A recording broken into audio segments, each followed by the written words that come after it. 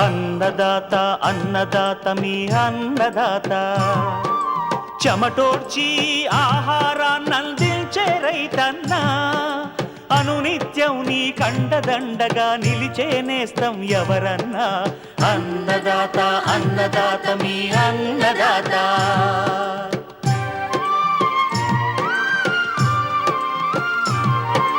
నూతన రీతుల సాగుబడికి నూరింతలు పెరిగే దిగుబడికి సూచనలిచ్చే సస్య రక్షణకు పశు పోషణకి శాస్త్ర విజ్ఞానం అందించి ముందుకు నడిపే తెలుగు రైతు భారతదేశానికి మకుటం అయ్యేలా తీర్చిదిద్దే ఆశయంతో మిమ్ము మేలు కొలిపేది అన్నదాత అన్నదాత అన్నదాత మీ అన్నదాత అన్నదాత అన్నదాత మీ అన్నదాత.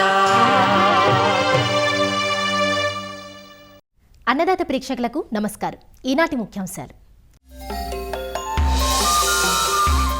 యాసంగి వరిలో జింక్ ఇనుపధాతు లోపాలు సవరణ మార్గాలు, పూత పిందె దశలోని సపోటాలు యాజమాన్య సస్యరక్షణ చర్యలు, వేసవి కాకర సాగులో మెళకువలు, ఇంకా జై కిసాన్ వ్యవసాయ సమాచారం.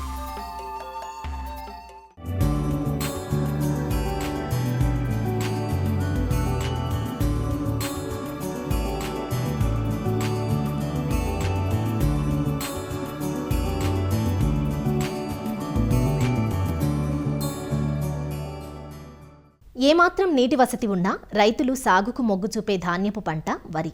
తెలంగాణలో నీటి వసతి కింద చాలా మంది రైతులు ఇప్పటికే యాసంగి పంట కోసం నార్లు పోసి నాట్లు వేస్తుండగా కొందరు ఇప్పుడిప్పుడే నార్లు పోసుకుంటున్నారు. అవకాశాన్ని బట్టి నేరుగా విత్తే విధానాలను అనుసరిస్తున్నారు. రబీ సాగులో సాధారణంగా ఒక ప్రతికూల సమస్య కనిపిస్తూ ఉంటుంది. అదేంటంటే పైరు ఎర్రబడడం లేదా పాలిపోవడం. ఈ సీజన్లో ఉండే చలి వల్ల ఇలాంటి సమస్య కనిపిస్తుంది. ఇందుకు సూక్ష్మ పోషక లోపాలే ప్రధాన కారణం. అందువల్ల స్థూల పోషకాలతో పాటు జింక్ ఇనుము వంటి సూక్ష్మ పోషకాలను సరిపడా మోతాదులో అందించాలి. యాసంగి వరి పైరులో ఈ లోప లక్షణాలను గమనించుకుని సవరణ చర్యలు చేపట్టాలంటూ వివరాలు తెలియజేస్తున్నారు హైదరాబాద్లోని ప్రొఫెసర్ జయశంకర్ తెలంగాణ రాష్ట్ర వ్యవసాయ విశ్వవిద్యాలయం అఖిల భారత ద్వితీయ మరియు సూక్ష్మ పోషక విభాగం ప్రధాన శాస్త్రవేత్త డాక్టర్ సుకృత్ కుమార్. వరి పంట అనేది మనము రాష్ట్రంలో వానాకాలం మరియు యాసంగిలో అత్యధిక ఏరియాలో పండించేటువంటి అతి ముఖ్యమైన పంట. సాధారణంగా మనము ఎరువులను గురించి గమనించినట్లయితే వానాకాలంలో కంటే కూడా రబీ కాలంలో మనం ఎక్కువ మోతాదులో ఎరువులను వేయాల్సిన అవసరం ఉంటుంది. సాధారణంగా చూసినప్పుడు మనకు వచ్చే దిగుబడి కూడా వానాకాలం కంటే కూడా యాసంగిలో వరి పంట దిగుబడి అధిక మోతాదులో ఉంటుంది. ఇందుకు గాను అధిక మోతాదులో రసాయనిక ఎరువులను వినియోగించడం జరుగుతుంది. వానాకాలంలో కంటే కూడా యాసంగిలో 60 కిలోల నత్రజని, 24 కిలోల భాస్వరము, 16 కిలోల పొటాషియంను వినియోగించడం జరుగుతుంది. ఈ విధంగా ప్రధాన పోషకాలను వినియోగిస్తూ ద్వితీయ పోషకాలు మరియు సూక్ష్మ పోషకాలపైన సరి అయిన అవగాహన లేకపోవడం వల్ల వారు సవరణ చర్యలను చేపట్టడం లేదు. మనము గమనించినట్లయితే సూక్ష్మ పోషకాలైనటువంటి జింకు, ఇనుము మరియు బోరాన్ అను సూక్ష్మ పోషకాలు ముఖ్యంగా నేలల లోపల తక్కువ పరిమాణంలో కలవు. ఇవి పంటలపైన తమ ప్రభావాన్ని చూపిస్తూ ఉన్నాయి. మన రాష్ట్రంలో జింకు అన్న సూక్ష్మ పోషకము అత్యంత తక్కువ మోతాదులో నేలలో అందుబాటులో ఉన్నటువంటి సూక్ష్మ పోషకము. దీనివల్ల సాధారణంగా పంట లోపల పోషక లోపాలు అనేది ఏర్పడడం జరుగుతుంది. జింకు లోపం రావడానికి కారణం ఏంటంటే నేల లోపల ఉన్నటువంటి జింకు మొత్తాన్ని మొక్కలు తీసుకోవడం వల్ల, అదేవిధంగా ఎక్కువ దిగుబడినిచ్చేటువంటి వరి వంగడాలను పండించడం వల్ల నేలలోని జింక్ లవణ ధాతువు అనేది తగ్గిపోవడం జరుగుతుంది. కానీ తిరిగి ఈ జింకును మనము ఎరువు రూపంలో వేయలేకపోవడము, సేంద్రియ ఎరువుల వాడకం అనేది చాలా తక్కువగా ఉండడం మూలంగా ఈ సూక్ష్మ పోషక లోపాలు అనేటివి మనము గమనించడం జరుగుతుంది. వరి లోపల సాధారణంగా కనిపించేటువంటి సూక్ష్మ పోషక లోపం ఏమిటి అంటే జింక్ లోపము. దీన్ని మనం ఖైరా అని కూడా అని పేర్కొనడం జరుగుతుంది.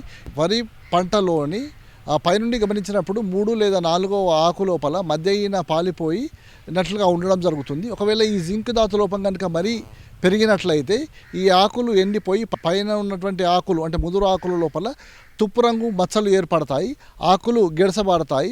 మనం ఒకవేళ ఆకును కనుక తీసుకొని తెంపి చూసినట్లయితే టప్ అనే శబ్దంతో విరిగిపోవడం జరుగుతుంది, పెరుగుదల లోపిస్తుంది. ఇవి సాధారణంగా మనకు జింక్ పోషక లోపం వలన వరి పంట లోప లక్షణాలు కనిపిస్తూ ఉంటాయి.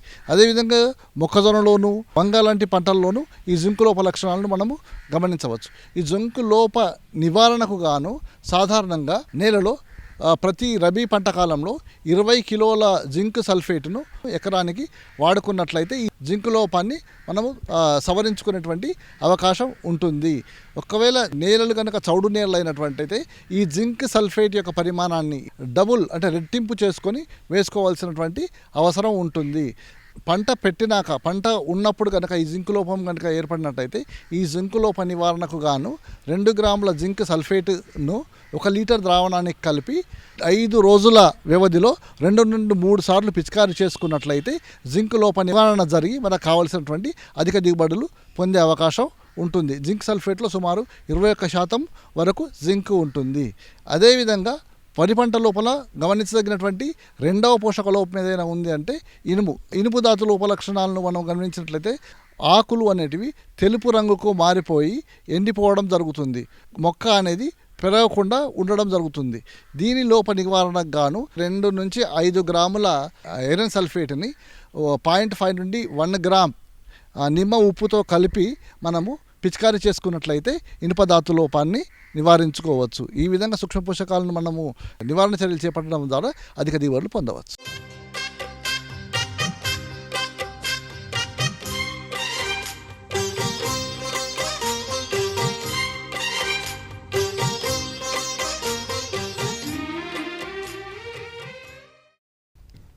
అతి తక్కువ పెట్టుబడితో సాగు చేయదగ్గ పండ్ల తోట సపోటా. నాటిన 4-5 సంవత్సరాల నుంచి మొదలుపెట్టి దాదాపు 30-40 ఏళ్ల పాటు ఈ తోటలు ఫలసాయాన్నిస్తాయి. ఆంధ్ర రాష్ట్రంలోని ఉభయ గోదావరి, గుంటూరు, అనంతపురం, నెల్లూరు, తెలంగాణ రాష్ట్రంలోని ఉమ్మడి రంగారెడ్డి, మహబూబ్నగర్ జిల్లాల్లో సపోటా తోటలను సాగు చేస్తున్నారు.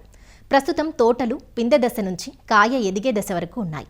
ఈ దశలో పిందె రాలడంతో పాటు ఆకుగూడు పురుగు, ఆకుమచ్చ వంటి చీడపీడల సమస్య ఎక్కువగా ఉంటుంది. వీటితో పాటు ఎరువులు, నీటి యాజమాన్యంపై దృష్టి పెడితే మంచి దిగుబడులను సాధించవచ్చు. కాపు దశలోని సపోటా తోటల్లో ఎలాంటి యాజమాన్య, సస్యరక్షణ చర్యలు చేపట్టాలో పశ్చిమ గోదావరి జిల్లా ఉండి కృషి విజ్ఞాన కేంద్రం ఉద్యాన శాస్త్రవేత్త డాక్టర్ బిందు ప్రవీణ నుంచి తెలుసుకుందాం.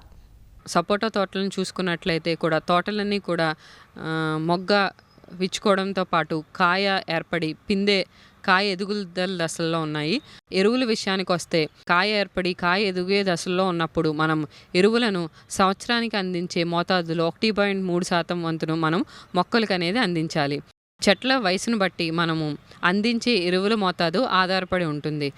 4 నుంచి 5 సంవత్సరాల చెట్లకు నత్రజనిని 110 గ్రాములు, భాస్వరాన్ని 40 గ్రాములు, పొటాష్ని 150 గ్రాముల చొప్పున సంవత్సరానికి రెట్టింపు చేసుకుంటూ ఉండాలి. పిందెలు ఏర్పడిన సమయంలో మరియు కాయ ఎదిగే సమయంలో కూడా మనము నీటి ఎద్దడి లేకుండా చూసుకోవాలి. డ్రిప్ పద్ధతిలో మనం నీరు ఇచ్చినట్లయితే ప్రతి చెట్టుకు వాతావరణాన్ని బట్టి 60 నుంచి 100 లీటర్ల నీరు అయితే ప్రతిరోజు ఇవ్వాలి. పిందె ఏర్పడి కాయ ఎదిగే దశల్లో వచ్చే ముఖ్యంగా పురుగులను చూసుకున్నట్లయితే పిండి నల్లి ఉధృతి అనేది ఎక్కువగా ఉంటుంది. ఈ పురుగులు విసర్జించే తీయటి పదార్థం వల్ల మస్మంగ్ అనే శిలీంధ్రం ఏర్పడి కాయల మీదే కాకుండా ఆకుల మీద ఎక్కువగా మసి అనేది ఏర్పడుతుంది. పూత కొమ్మలను, కాయ తొడుములను ఆశించి రసం పీల్చడం వలన పిందె అనేది రాలిపోతుంది. ఈ పురుగుల నివారణకు మనము ప్రొఫెనోఫాస్ అనే మందును 2 మిల్లీలీటర్లు లీటర్ నీటికి చొప్పున 15 రోజుల వ్యవధిలో 2 నుంచి 3 సార్లు పిచికారీ చేసుకోవాలి. ఎక్కువ వయసు గల తోటల్లో ఆకుగూడు పురుగు ఉధృతిని మనం గమనిస్తూ ఉంటాం. ఈ రెక్కల పురుగు అనేది బూడిద రంగులో ఉండి చిన్నగా ఉండి పూ మొగ్గలపైనే కాకుండా లేత ఆకులపైన కూడా గుడ్లు పెడతాయి. ఈ ఆకుగూడు పురుగు యొక్క గొంగల పురుగు ఏదైతే ఉంటుందో అది గులాబీ గోధుమ రంగులో ఉండి లేత ఆకులను గుడుగా చేసి లోపల పదార్థాలను తింటూ ఉంటుంది. ఈ పురుగు పూ మొగ్గలను, పండ్లను ఆశించినప్పుడు పూత, పిందె అనేది కూడా రాలిపోతుంది. దీని నివారణకు వేప నూనె 5 మిల్లీలీటర్లు లీటర్ నీటికి చొప్పున మొదటగా పిచికారీ చేసుకోవాలి. దీని తర్వాత ప్రొఫెనోఫాస్ అనే మందును 2 మిల్లీలీటర్లు లేదా క్లోరిపైర్ఫాస్ మందును 2.5 మిల్లీలీటర్లు లీటర్ నీటికి చొప్పున కలిపి మనం పిచికారీ చేసుకోవాలి. ఇదే కాకుండా ఈ సమయంలో మొగ్గ మరియు కాయ తుల్చే పురుగుని మనం గమనిస్తూ ఉంటాం. ఇది ఏంటంటే ఈ బూడిద రంగులో ఉండే ఈ రెక్కల పురుగు లేత మొగ్గలపైన పిందెలపైన కూడా గుడ్లను పెడుతుంది. ఈ గొంగళ పురుగు మొగ్గలను మరియు కాయల్ని తొలుచుకుని తింటుంది. దీని నివారణకు మనం మోనోక్రోటోఫాస్ అనే మందును 1.6 మిల్లీలీటర్లు లేదా ప్రొఫెనోఫాస్ అనే మందును 2 మిల్లీలీటర్లు లీటర్ నీటికి కలుపుకుని చిగుర్ల దశలో ఉన్నప్పుడు మనము చెట్లమైన పిచికారీ చేసుకోవాలి. సపోటాలో ఈ చలికాలంలో వచ్చే తెగుళ్ళను చూసుకున్నట్లయితే ముఖ్యంగా వచ్చేది ఆకుమచ్చ తెగులు. ఈ తెగులు తేమ అధికంగా ఉండే సందర్భాల్లో ఎక్కువగా కనిపిస్తుంది. ఈ మచ్చలు ఎక్కువగా ఏర్పడినప్పుడు ఏంటంటే ఆకులు అనేది రాలిపోయి దిగుబడి అనేది తగ్గిపోతుంది. దీని నివారణకి ఏంటంటే 3 గ్రాముల కాప్రాక్సీ క్లోరైడ్ మందును లీటర్ నీటికి కలుపుకొని పిచికారీ చేసుకోవాలి. సపోటాలో మనం సమగ్ర సస్యరక్షణ చర్యలను చేపట్టినట్లయితే కాయ అనేది నాణ్యత కోల్పోకుండా మంచి దిగుబడులను ఆర్జించవచ్చు.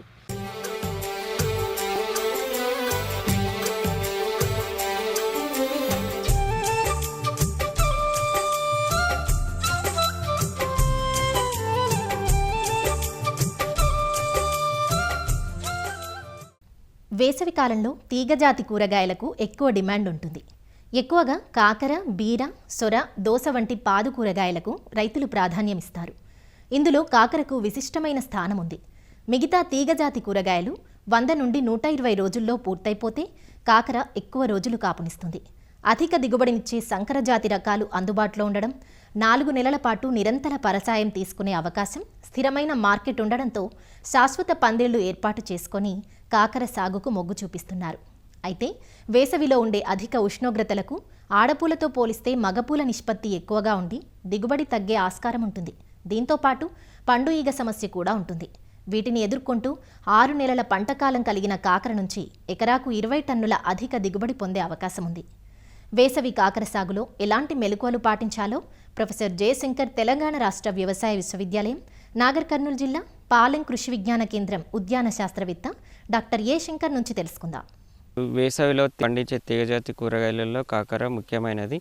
వేసవిలో కాకరను పండించడానికి అనువైన కాలం జనవరి మొదటి వారం నుంచి ఫిబ్రవరి చివరి వారం వరకు మనం విత్తుకోవచ్చును. వేసవిలో కాకర సాగు చేయడానికి తటస్థ భూములు, గర్భ కండగలిగిన భూములు, తెలిక నేలలు, అన్ని రకాల నేలలు అనుకున్నాము. చౌడు ఉండకూడదు, నీరు నిల్వ ఉండకుండా మురుగునీటి సదుపాయం ఉండే విధంగా చూసుకోవాలి. రకాల విషయానికి వచ్చినట్లయితే సూటి రకాల్లో పూషా విశేష అనే రకము వేసవి సాగుకి అనుకూలంగా ఉంటుంది. ఎకరానికి 800 నుంచి 1 కిలో విత్తనం అవసరం అవుతుంది. ఈ విత్తనాన్ని విత్తుకునే ముందు మనము విత్తన శుద్ధి చేసుకోవాలి. దీనికి గాను ఇమ్డాల్ క్రోపిడ్ అనే మందును 1 కేజీ విత్తనానికి పట్టించాలి. తెగుళ్ళ నుంచి రక్షించుకోవడానికి ట్రైకోడర్మా విరిడి 1 కేజీ విత్తనానికి 20 గ్రాముల చొప్పున, లేదా థైరామ్ అయినట్లయితే 1 కేజీ విత్తనానికి 3 గ్రాముల చొప్పున కలిపి విత్తన శుద్ధి చేసుకోవాలి. 2 వరుసల మధ్యలో దూరము 2 మీటర్లు, వరుసలోని మొక్కల మధ్య 1/2 మీటర్ ఉండే విధంగా మనం విత్తనాలని కుదురుకి 2-3 చొప్పున మనం విత్తుకోవాల్సిన అవసరం ఉంటుంది. 2-3 సార్లు దున్ని మెత్తని దుక్కి తయారు చేసుకోవాలి. ఆఖరి దుక్కిలో మనకు 10 టన్నుల పశువుల ఎరువు, అలాగే 200 కిలోల సింగిల్ సూపర్ ఫాస్ఫేట్, 20 కిలోల యూరియా, 33 కిలోల మ్యూరేట్ ఆఫ్ పొటాష్ను వేసుకొని కళ్ళ దున్నుకోవాలి. అలాగే మనకు బయో ఫెర్టిలైజర్స్ అనేటువంటిది అజిటోబాక్టర్ 2 కిలోలు, ఫాస్ఫరస్ సాల్బిలైజింగ్ బ్యాక్టీరియా 2 కిలోలు, 9 గంపల పశువుల ఎరువు, అలాగే 1 గంప వేపపిండితో మిక్స్ చేసి 15 రోజులు మాగిన తర్వాత దీన్ని ఆకదుక్కులో మనం విత్తుకునే ముందు సాలల్లో వేసుకోవాలి. తర్వాత విత్తే ముందు మనం భూమిని పదును చేసుకొని విత్తుకోవాలి. విత్తిన 3 రోజులకు తేలికపాటి తడిని ఇవ్వాలి. సో మొలక వచ్చేంత వరకు 4 నుంచి 5 రోజులకు ఒకసారి నీటి తడులను ఇస్తూ ఉండాలి. మొలక మొలిచిన తర్వాత ప్రతి వారం తడిని ఇస్తూ ఉండాలి. పైపాటుగా ఎరువుల విషయానికి వచ్చినట్లయితే విత్తిన 25-30 రోజులప్పుడు యూరియా 1 20 కిలోలను పైపాటుగా వేసుకోవాలి. అలాగే 50 రోజుల దశలో 20 కిలోల యూరియాని మనం పైపాటుగా వేసుకోవాలి. తర్వాత మనకు సూక్ష్మ పోషకాల మిశ్రమైనటువంటిది ఫార్ములా 6 లీటర్కి 5 గ్రాముల చొప్పున కలిపి 25 రోజులప్పుడు, అలాగే 50 రోజులప్పుడు 2 సార్లు మనం పిచికారీ చేసుకున్నట్లయితే సూక్ష్మధాతు లోపాలను మనం సమర్థవంతంగా నివారించవచ్చును. ఇంకా కాకరను మనం పందిర్లు లేదా వర్టికల్ ట్రెల్లిస్ పద్ధతిలో సాగు చేసినట్లయితే కాయ నాణ్యత బాగుంటుంది, దిగుబడి పెరుగుతుంది. ఈ వేసవి కాలంలో మనకు పండుగ ఉధృతి కూడా ఎక్కువగా ఉంటుంది కాబట్టి కుకుర్లూర్ అనేటువంటి పండుగ లూర్స్ని మనము ట్రాప్స్లలో పెట్టుకొని ఎకరానికి 10 చొప్పున పూత ఏర్పడే దశ నుంచే మనము పంట మొత్తం కాలానికి వీటిని మెయింటైన్ చేస్తున్నట్లయితే పండుగని మనం సమర్థవంతంగా నివారించవచ్చును. ఈ వేసవిలో మనకు వేడి వాతావరణానికి మగపూల సంఖ్య ఎక్కువ వచ్చే అవకాశం ఉంటుంది కాబట్టి విత్తిన 15 రోజుల అప్పుడు మనకు బోరాన్ అనేది లీటర్కి 3 గ్రాముల చొప్పున కలిపి వారానికి 2 సార్లు పిచికారీ చేయాలి. ఇథ్రిల్ అనే మందు అయితే 10 లీటర్లకి 2.5 ml చొప్పున మొక్కలు 2 ఆకుల దశలో మరియు 4 ఆకుల దశలో 2 సార్లు పిచికారీ చేసుకోవాలి. దీని ద్వారా మనకు ఆడపుల్ల సంఖ్య పెరుగుతుంది. ఇంకా మనకు ఈ వేసవి కాలంలో వచ్చేటువంటి రసం పీల్చే పురుగులను మనం నివారించుకోవడానికి ఎస్పేట్ అనే మందు అయితే 1.5 గ్రాములు లేదా ఇమిడాక్లోరోపిడ్ అయినట్లయితే 0.3 ml లీటర్ నీటికి లేదా థయోమిథాక్సమ్ అయితే 0.3 గ్రాములు లీటర్ నీటి కలిపి పిచికారీ చేసుకున్నట్లయితే రసం పీల్చే పురుగులు అనేటువంటిది మనం సమర్థవంతంగా నివారించుకోవచ్చును. మైట్స్ ఏర్పడే అవకాశం ఉంటుంది. నల్లి అనేది ఆకుల కింద చాలా సూక్ష్మంగా ఉండి రసం పీల్చడం వల్ల ఆకులు అనేది పాలిపోయినట్లు అయిపోయి సిల్వర్ కలర్లో ప్యాచెస్ ఏర్పడుతూ ముడుచుకుపోయి ఉంటుంది. సో ఆకులు కిందికి ముడుచుకుపోయి ఉంటుంది. పైరోమెస్ఫాన్ అనే మందు అయితే లీటర్కి 1 ml చొప్పున కలిపి పిచికారీ వేసుకొని మనం సమర్థవంతంగా నివారించుకోవచ్చును. ఇంకా మనకు తెగుళ్ళ విషయానికి వచ్చినట్లయితే డౌనీ మిల్డ్యూ కానీ ఏర్పడే అవకాశం ఉంటుంది. దీన్ని మనం నివారించుకోవడానికి మ్యాంకోజెబ్ అయితే లీటర్కి 3 గ్రాములు లేదా రిడమిల్ ఎంజెడ్ అయినట్లయితే లీటర్కి 2.5 గ్రాముల చొప్పున కలిపి ఈ స్ప్రే చేసుకొని మనం సమర్థవంతంగా నివారించుకోవచ్చును. కాయలను మనము లేత దశలోనే కోస్తూ ఉండాలి. నాటిన 2వ నెల నుంచి మనకు కాయ కోత అనేది ఏర్పడుతుంది. సో సరైన పోషక యాజమాన్యం మరియు పురుగులు తెగులను సమర్థవంతంగా నివారించుకున్నట్లయితే కాకరలో మంచి దిగుబడులు పొందవచ్చు.